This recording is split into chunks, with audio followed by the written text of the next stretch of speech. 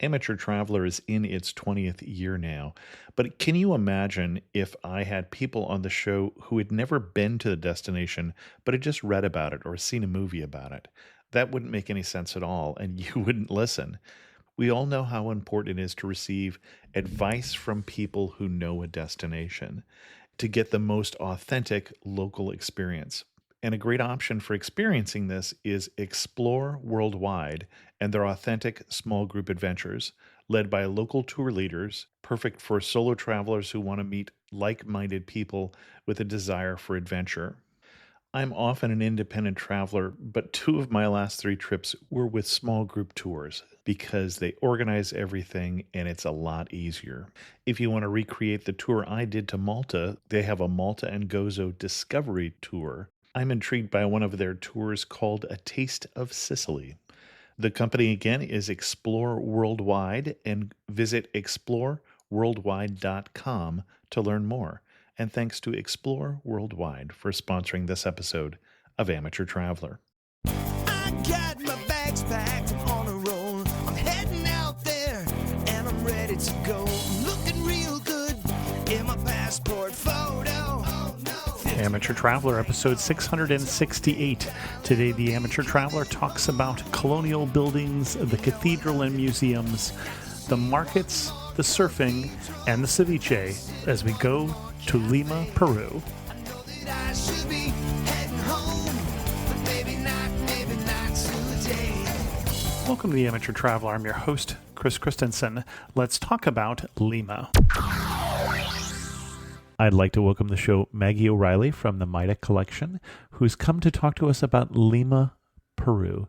Maggie, welcome to the show. Thank you. Thank you very much for having me today. And I didn't say what Mayta is because I'll let you say that because it answers part of the question of what's your connection to Lima. Sure. So I'm the founder and designer of Mayta Collection, which is a global fashion brand that initiated working with artisans in and around Peru, primarily Cusco and Lima. And then within the past year and a half, we've expanded to Morocco, and we work with artisans there on repurposing textiles, working with fibers, and transforming them either into home accessories, furniture pieces, rugs, and then fashion accessories for women. So we focus on small batch production. We have an ethical and sustainable principle to our company, and we really enjoy bringing new life into textiles that otherwise might be discarded or thrown out. Excellent. And you have spent some time in Lima because of that, which is why you pitched me this show. Why should somebody go to Lima? Sure. So I actually went my first time in Lima because I ended up marrying someone from there. So I do have to admit that prior to meeting him, Lima was not on my radar. However, since going various times, I mean, we've gotten married there. My children have been baptized there. Every time that I go, I learn about something different and the city grows on me. So reflecting about the past few times that I had gone initially, the few things that stuck out in my mind as a reason why someone should go to Lima is number one, the culinary experience. I think, honestly, it's probably one of the best cities, particular for foodies, to go ahead and enjoy all of the types of food that Peru and Lima in particular have to offer. And what I found is you do not have to eat at expensive restaurants. Of course, there's a certain experience that comes with that, but we have stumbled upon small cafes, cevicherias, pollo a la brasa, encountering them. So you could really gain the experience of having a culinary moment without spending a lot. The second thing that I have found to be really enjoyable and refreshing is that Lima's on the coast. So it's called the Costa Verde. And we spend many afternoons watching the sunset. We walk the Malecón. We hear the waves crash. We always have to watch all the surfers because there's a lot of surfers in and around the water, and also the parapentes, which are the hang gliders. So you could really enjoy the weather, walk around and hear the waves crash and enjoy that experience. And then the third item that I think is very particular and special to Lima is the colonial architecture, and in particular, the center of Lima, with all the beautiful buildings and even the wooden balconies. I've had the experience of actually going into some of the casonas within the center, seeing behind the scenes what's there. And I think that it's been a really amazing experience to see that. I think we'll actually do those in the opposite order that you did them. And first, I'm going to ask you to define casonas. So a casona, it by definition would be a really large house, Okay. a mansion, right? And so years and years ago, you'd have these large families that lived in them and had their servants and their extended family. And since then, times have changed, and particularly with Lima, more high rises are going up, and the expense to take care of them is astronomical. So some of the casonas have been either changed into banks, others have been changed into different event spaces.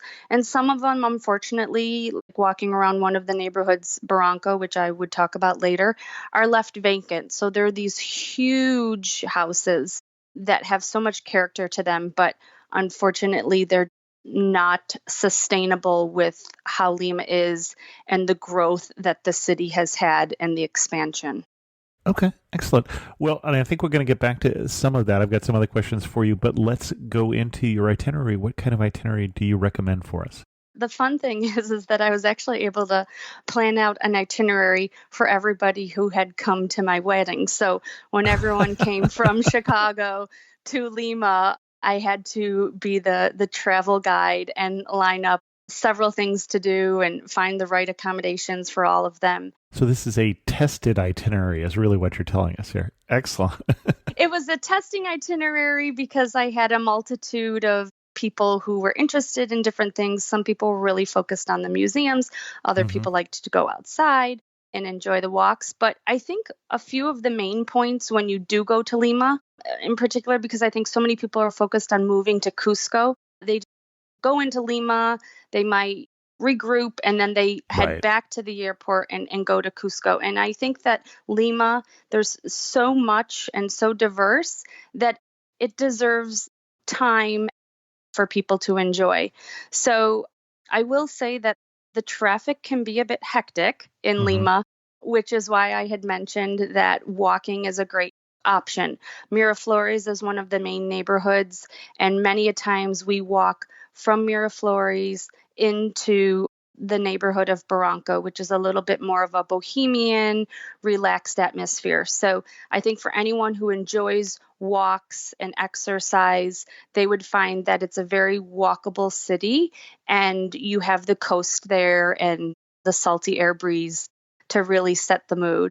Another really great thing is a bike tour. So we had organized for everybody. It's a really easy bike tour through one of the agencies there in Lima, where they started off in Miraflores. They rode bikes through some of the streets and moved into Barranco, which are smaller, winding streets. And along the way, you stop at cafes and maybe have an ice cream and view the neighborhood by bicycle. I think that that's a great option.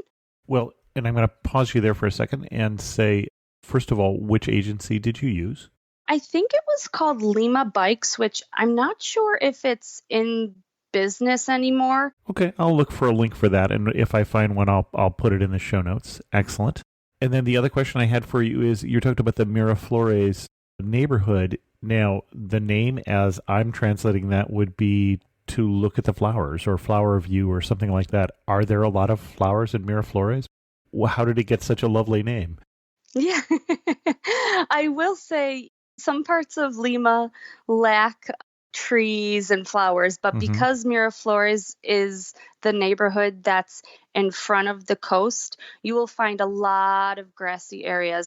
On the weekends, families are enjoying 100% of that greenery area. And in particular in Miraflores, there's Parque Kennedy. And so the nightlife around there of sitting around in cafes, really brings Miraflores to life both in the daytime and also in the evening. So yes, it's a very green, trees, flowers. Peru is known to have thousands and thousands of flower types. So it sounds like it's one of the old colonial neighborhoods then. It's certainly one of the most popular Okay. neighborhoods. When people are going to Lima, they tend to stay there. And when we're not staying with family and maybe we have friends coming, we do stay in Miraflores as well. But because it is so walkable and there is so much there, from restaurants to grocery stores to different hotels, and for people who have meetings and other types of events. Excellent. And so you took us on a bike tour, and then you started to head us to someplace else before I so rudely interrupted. The bike tour is a great option, and we ended up back in Miraflores and had lunch at it's called La Lucharia. So it's a delicious sandwich place that Lima in particular is known for: a piece of pork, a sweet potato, some onions that have been marinated in lime, and then a good baguette. So it's an easy bike ride, by no means strenuous or difficult for everyone. I mean, from my parents to my cousins to my young cousins, everyone is able to go ahead and enjoy the bike ride. Excellent. And Lucharia is a restaurant that focuses predominantly on pork. Is that, am I translating that correctly? It's a sandwich. Sandwich. Okay. Okay. Yeah. So it's a sandwich place, but by far, I think the best sandwich it's called La Lucha. So it's puerco, pork. Yep. And then again, Peru as a country is known for having all sorts of different types of potatoes, but they use the sweet potato a lot. So they steam the sweet potato, they slice it, they put it on top of the sandwich. They have these red onions that have been marinated in lime juice for hours. They top it off on there. They use ají, which again, the ají pepper is known in the country of Peru. They put a little ají sauce on there, and then a baguette, and you sit there with some French fries and a Coke, or they make great smoothies, and it's the delicious sandwich. Here in the United States, everyone gravitates towards burritos. Sure. Mm-hmm.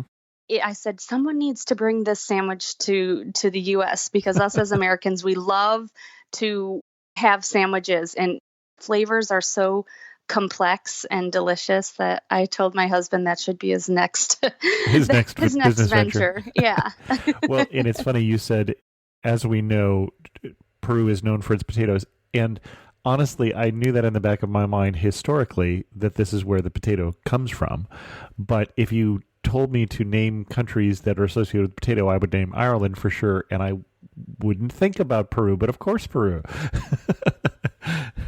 My background is Irish, and if you can compare what the Irish do with potatoes compared to what the Peruvians know how to do with potatoes, it's night and day. It's, again, going back to that culinary experience and the history there. Sure. It's amazing, from purple potatoes. So. Yes. Okay, excellent. Yeah. A few of the other things that I think are really enjoyable and nice when going to Lima is in the evening time, in particular in summer because it could be so hot. There is I'm going to call it a water park, but by no means are you there with your bathing suit. It's called the Circuito Mágico de Aguas, which translates to the magic water circuit. And so you go there in the evening, and it's shooting water up with music and lights, and the water does almost dances and coordination with the music and the lights. And again, you can walk around there. It's very family friendly. We did that as a huge group, but I think it's a nice option in the evening because sometimes always going to a restaurant and always drinking or walking around, you want to do something different if you're there, especially for a week. So I think that that's a great destination and activity to incorporate into your itinerary. Well, and you mentioned it's so hot in the summertime. Of course, there's summer, our winter. And a lot of people are going to be coordinating this with a trip to Machu Picchu, up to Cusco and such. Mm-hmm. If I was just going to Lima, when should I go? And if I'm trying to coordinate it to a larger trip that is going to head up to altitude, when should I go? What's the best time? Sure. So I will say that over the past 3 years, the summer, which you have mentioned, is the opposite So their summer usually runs from about Christmas time, end of December, through February. It has gotten very hot there. Uh-huh. And many of the buildings, even some of the B&Bs, all of my family's homes, they do not have air conditioning. So if you are somebody who requires cool temps at all time, I would probably go in spring or in fall, just because over the past few years, the summer has been quite hot. Now, if you're like me and you enjoy warm weather and the beach, we have consistently gone every January. So we spend Christmas at home, and then about mid-January, we head off to Peru. We go to Lima. There are several options within 45 minutes to an hour and a half where you can go to beach towns. So yes, Lima does have a beach, but if you're looking to get away and have a little bit more quiet time, there's several beach towns that are along the coast that start at 45 minutes away down, and Do you you can have a rent favorite beach one? houses. So I would say the shortest distance, which is probably better to go to during the week because the weekends do get quite crazy, but Punta Hermosa. So it's a little beach town. It's not very built up with restaurants. It's more of a surfing, slow moving town, but it is very close by. And Punta Hermosa, literally beautiful beach. Yes, beautiful There you beach, go. close to Lima. Okay. You can go there for the day and then head back. If you're looking for more of an experience over a few days, I would say anything along the coast where they call this area Asia, or in Spanish, Asia.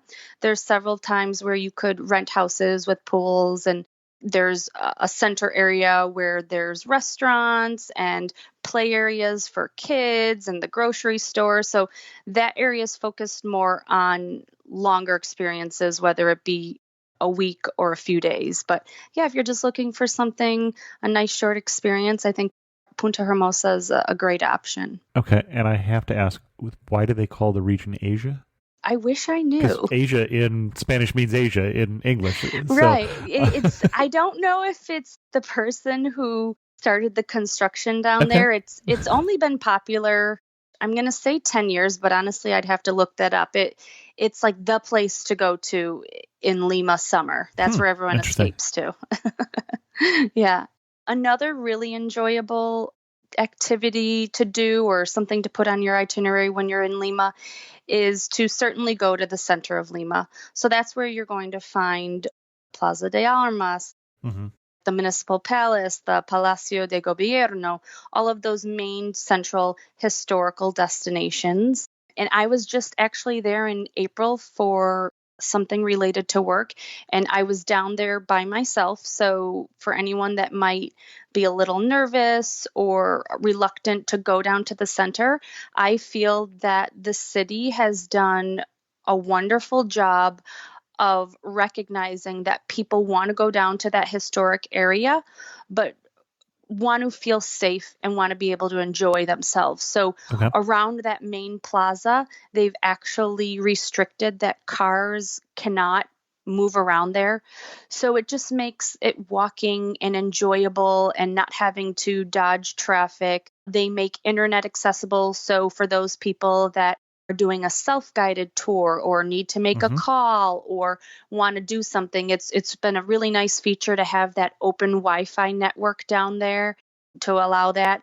And then I had stumbled across this small little restaurant. It's called Domus Restaurant, and they're only open for breakfast and lunch, but they do a fantastic menu of the day for about 20 to 25 soles. You could tell it's a business crowd. It's by the center bank, and it's made again in a casona. So there's a courtyard, and it's really simply decorated, but you can find those kinds of classic, simple but delicious restaurants within the center. Okay, excellent.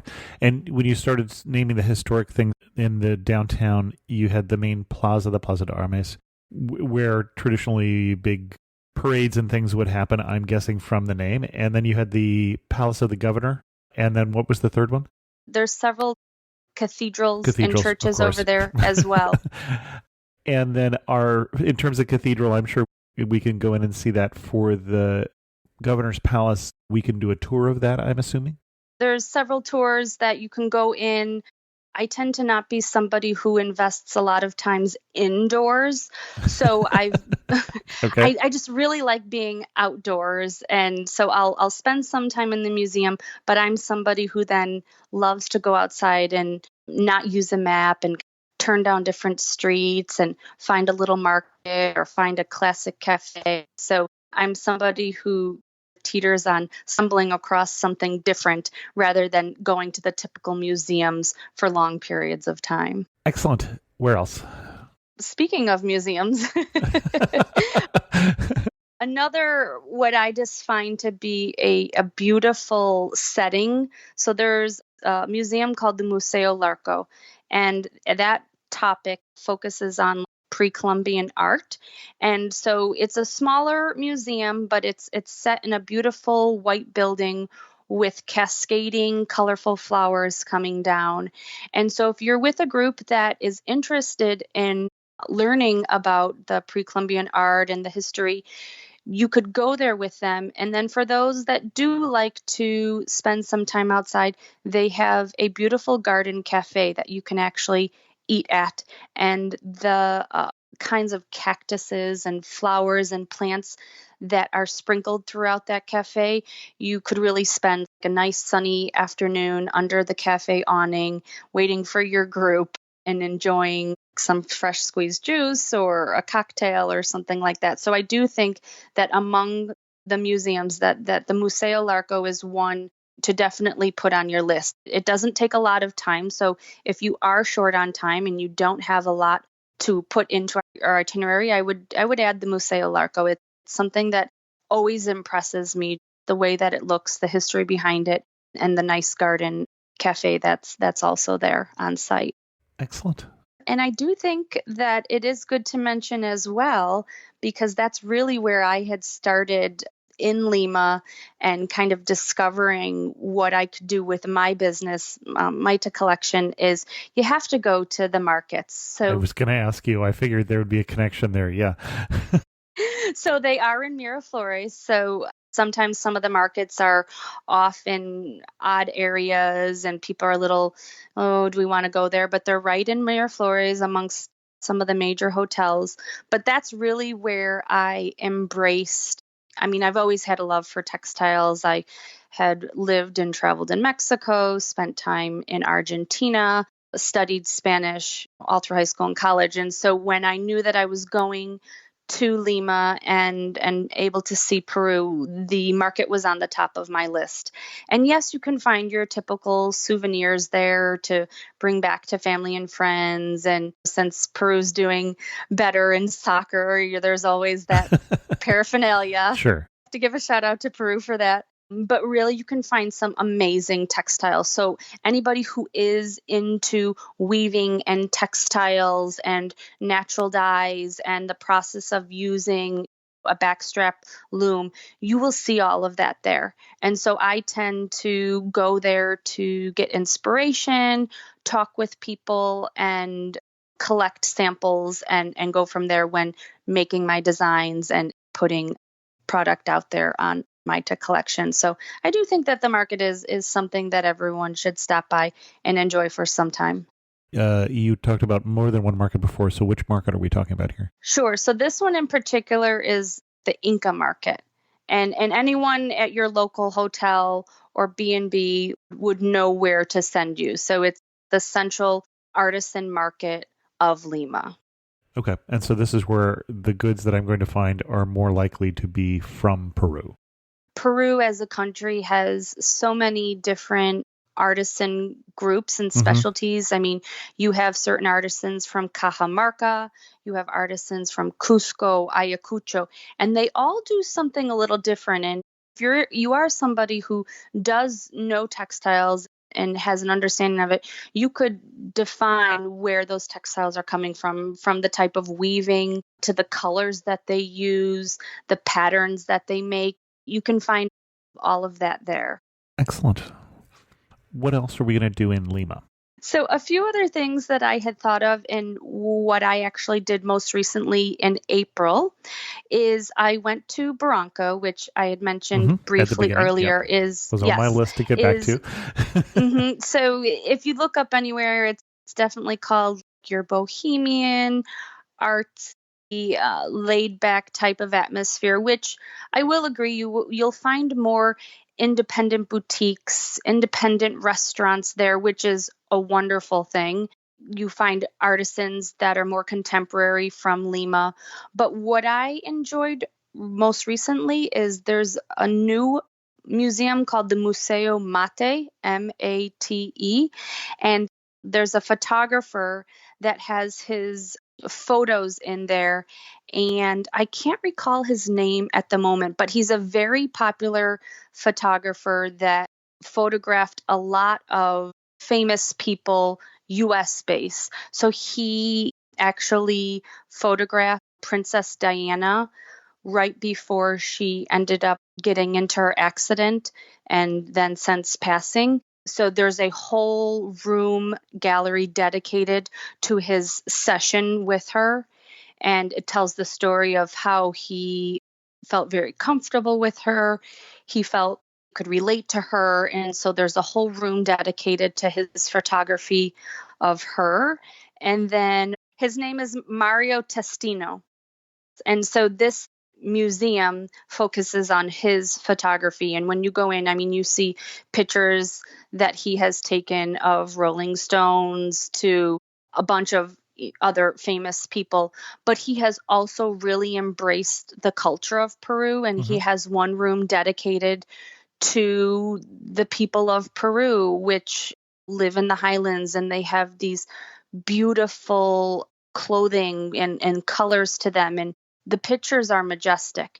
And again, the museum is small, but it's curated really well. It's on beautiful grounds, and it's a nice addition to Barranco. So I think if you started there and enjoyed the photography experience there, you could simply walk down the main avenue there and end up in the heart of Barranco, where there's a bridge, and you can walk over the bridge and move around some of the buildings, and you can end up looking over the entire coast. So Barranco's up into the city a little bit, and then you have this great view of the entire coast with the waves crashing, and you can see a little marina. So the neighborhood of Barranco has a lot of character to it. It has some of those, like I mentioned, dilapidated casonas that are so beautiful. And of course, when I see them, I have visions of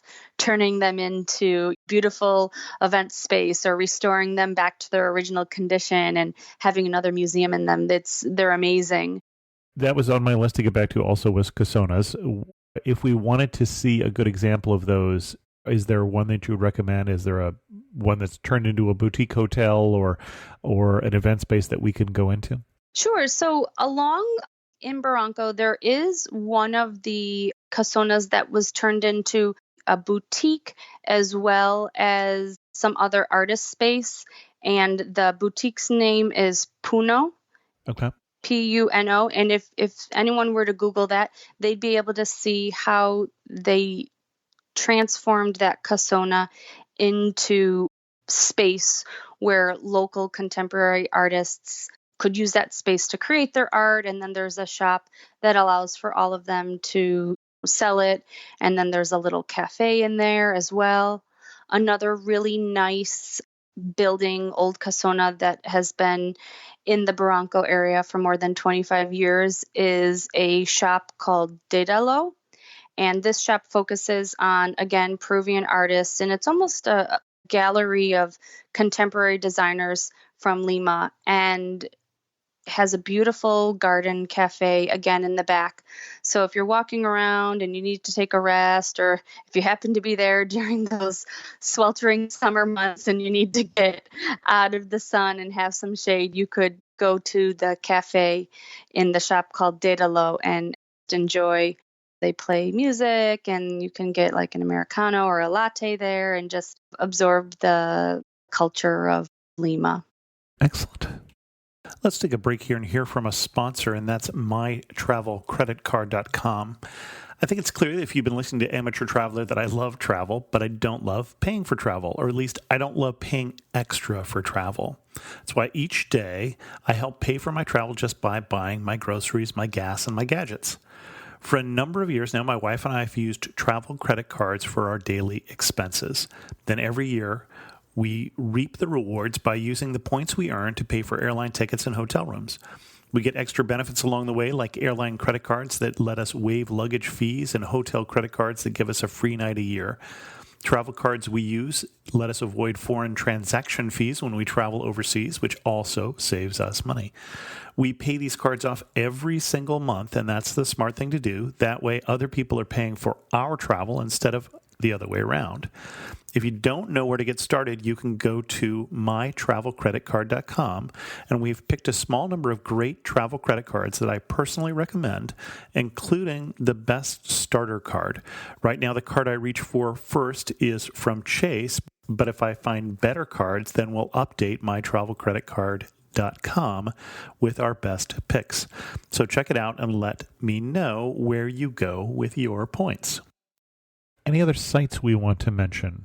I think we're going to get into some of the food more, because you mentioned that as being your first thing we should get there. So we'll get to the food. Don't worry. No, I think that gives everybody a nice taste of what Lima can offer. And if you're traveling with a group or if you're going alone, I feel like people can really have a variety of different experiences over a course of a few days and really make Lima a stop on their vacation, whether they're then heading to Cusco or going up to Mancara or the jungle or something. I think that people would be very pleasantly surprised with Lima. Well, and I did want to say that we do have a lot of people who are going to go down, for instance, to go to Cusco or to go up to Machu Picchu, to go to one of the UNESCO World Heritage Sites. We should mention that the Historic Center of Lima is another UNESCO World Heritage Site. So another reason why not to miss that. Excellent. But speaking of a taste of, you said your number one reason was that this was a foodie city, and we've talked about sandwiches. Are there other restaurants or other dishes that we should make sure not to miss while we're in Lima? I've traveled quite a bit for Mayta Collection to different cities, and I'm always amazed that with Peru having such a reputation and culinary experience, that a lot of people are still a little unfamiliar with what exactly Peruvian food is. I remember when my husband and I would go speaking with friends and they said, oh, Peruvian food, is that like Mexican food? And it's like, no, actually, it's like completely different. So I'm going to rattle off some of my favorite things to eat, and you would be able to find these in essentially any restaurant in and around Lima. And so some of them specialize. So for example, ceviche, which for those of you that might not know, the way that Peru and Lima in particular cook ceviche is they cut up the fish, which is typically a white fish, and they have it marinating and cooking in lime juice. And that in itself cooks the ceviche. And then I really do think it depends on each chef what they like to mix and what flavors they like to play with. Some of your ceviches are going to be quite spicy, and they're going to add different ají peppers in there. They're going to put choclo, which is a big fat Peruvian corn. So I've never even seen it sold here in the United States. I think you can buy it dried and then like maybe cook it into a soup or something like that. But the Peruvian corn are these big explosive pieces that are typically mixed in. Now, are they a yellow corn? Because I know they have a variety. It has a very pale yellow color. Some of it almost seems like it's translucent white, but it's not that strong yellow sweet corn color that you could find in some of the groceries here in the US. Almost is like the size of a dime or maybe even a nickel, and they'll mix that in. So you'll find some very spicy types of ceviches. And then something that I was surprised about when I went to Lima is the Chinese community has a very big influence on the cuisine. So you'll see lots of signs and different dishes that are related to what you call chifa, which means that it's Chinese food, but with fusion of Peruvian flavors. So if you're Okay. somebody who really likes Chinese food, I think that going to a chifa restaurant or ordering a chifa type dish would be a really fun culinary experience. But there are a lot of cevicherias that you can go upscale or you can go some by the beach. There in front of Lima, there's the coast, and you can walk down the stairs, and you have right by all the surfers these little places where people can do ceviche. But some of my best ceviche that I've had is there's a place called Punto Azul, which is Blue Point, and then another place that we always go back to, which is called Pescado Capitales. And of course, there they have other dishes, but I do love the ceviche there. And you would have to order a pisco sour. So you cannot go Yep. without having a pisco sour when you're in Lima. And I'll forewarn you that one might be enough. I'll tell you, my cousin came with me to Peru one time to help me organize my daughter's baptism. And I think she had 2 pisco sours, and she woke up the next day being, wow, I could never do that again. So the pisco is made from a grape, and the pisco sour, gosh, there's again a multitude of different recipes, but most of them take the pisco liquor, and then they take the clear part of an egg and they whisk that up really fast in the blender, and then you put a little cinnamon on top. Those are the ones that I enjoy, but there are some fruit-based pisco sours, I but you think will that's the find kind I've pisco had. sour. Yes. So you'll find them on every menu. Have no fear. You'll find a pisco sour. So you have your ceviche, you have your drink of pisco sour. One of my favorite dishes is called lomo saltado, which is basically slices of beef mixed with onion, red pepper, soy sauce, and then topped on with rice. So very flavorful. But if it's somebody who doesn't want to do too much of a risk, I think that they would feel comfortable with that dish. Another wonderful dish, which I do like, but it can tend to be a little heavy at times, is called ají de gallina, which is a chicken based dish. So they cook the chicken, they shred it. They have this sauce, which I would love to learn how to make it, but that's another experience that at some point when I go back to Lima, I need to learn from like culinary expert how to make the sauce for the ají de gallina. Again, it's put with rice because Peru and Lima in particular, they love to like double up on starch. So you'll have your rice, you'll have your potatoes, and then maybe you'll even have like French fries. And I have to laugh because when I first met my husband and he wanted to cook me dinner one time, he had a rice maker, and I had never seen a rice maker. And he says, oh no, I cook rice every day, and I use this rice maker, and I put all of these spices, and I put corn in there and peas. And so any dish comes with rice, but they love to have rice and potatoes and things like that as well.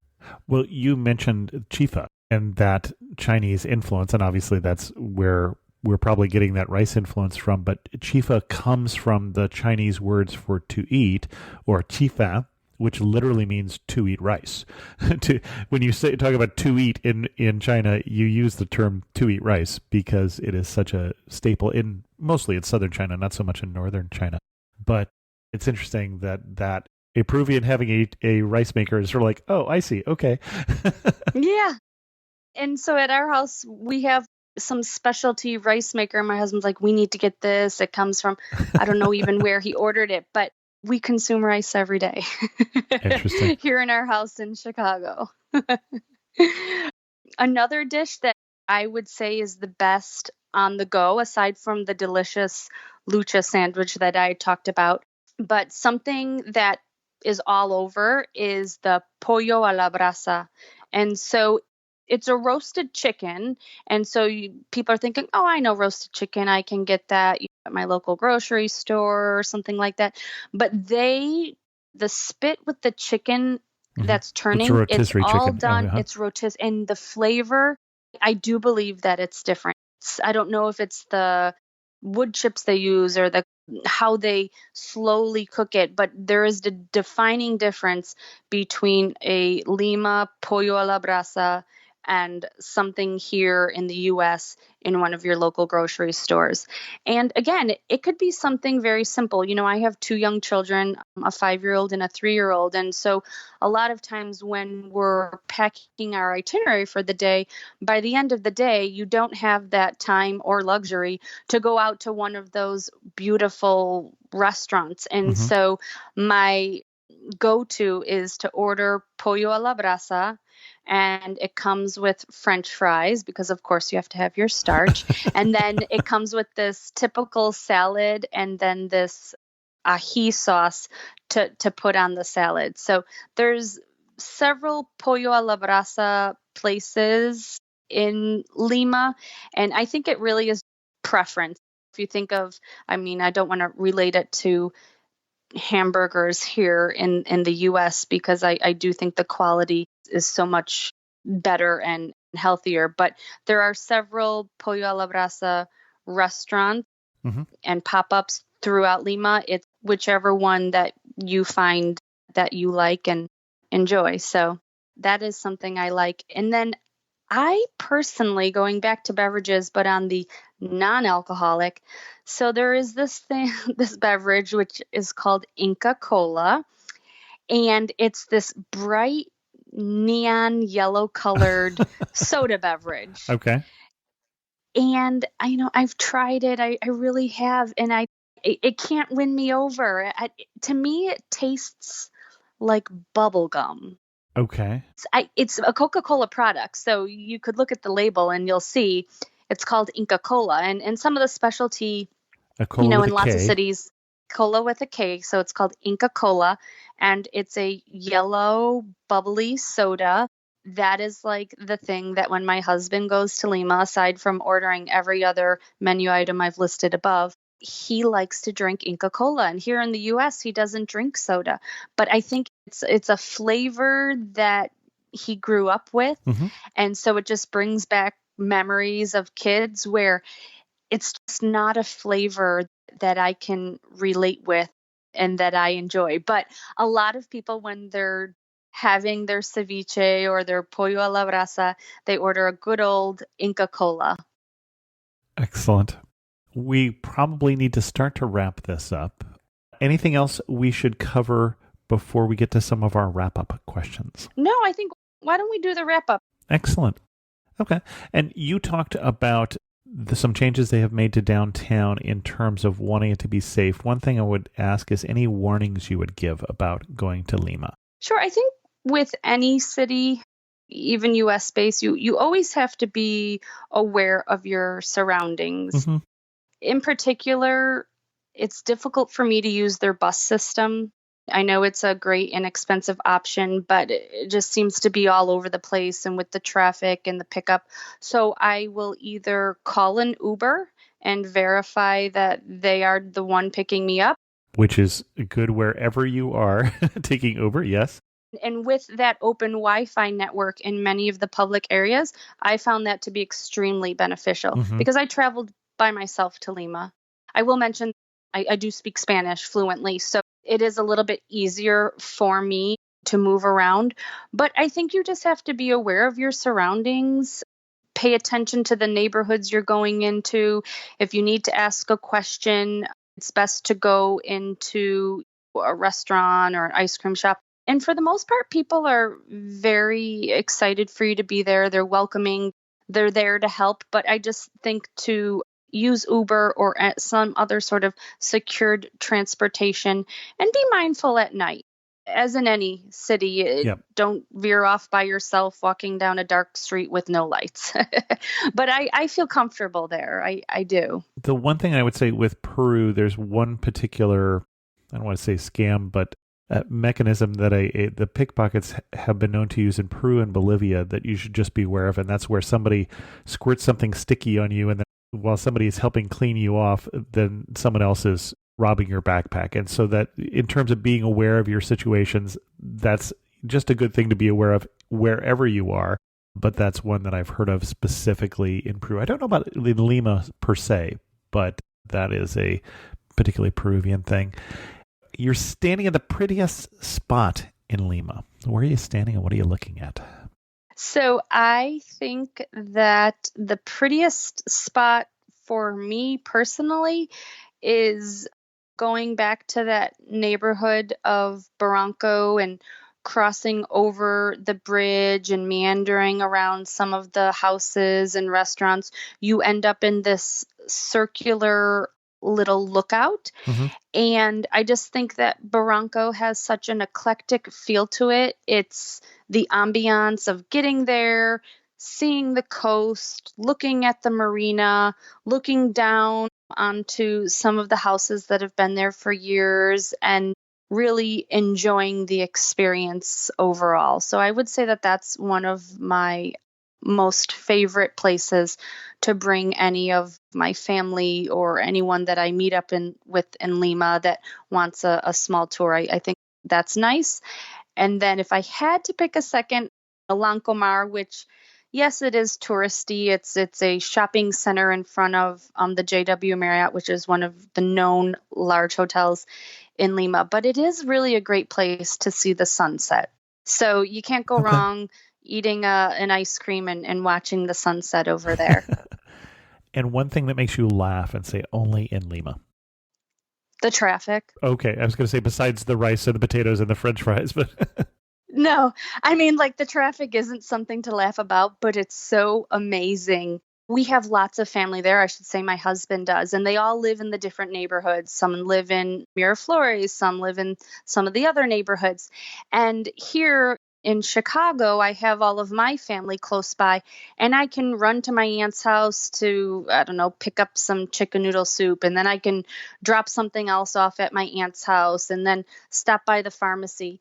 There, everything takes such a long time because the traffic is crazy, and they have a semi-public transportation. I think it's called the Metropolino, which is this bus that goes in the center of the expressway, but it only goes a few stops. Where in Europe, I was just in Madrid for some work, and you have the metro system, and you pop up at one place and you head down and you go into the other area. Lima just doesn't have that structure. So the traffic is funny, and you learn to have patience, and you learn to take your time and focus on the center, and then you might have lunch and then go regroup at the hotel because you just can't move around a lot, which is why walking is such a great option. Excellent. Our guest again has been Maggie O'Reilly. Maggie, I know you don't have a travel blog, but if people wanted to follow you, where can they do that? Sure. So they could follow me on my company's Instagram page, which is Mayta, Mayta Collection.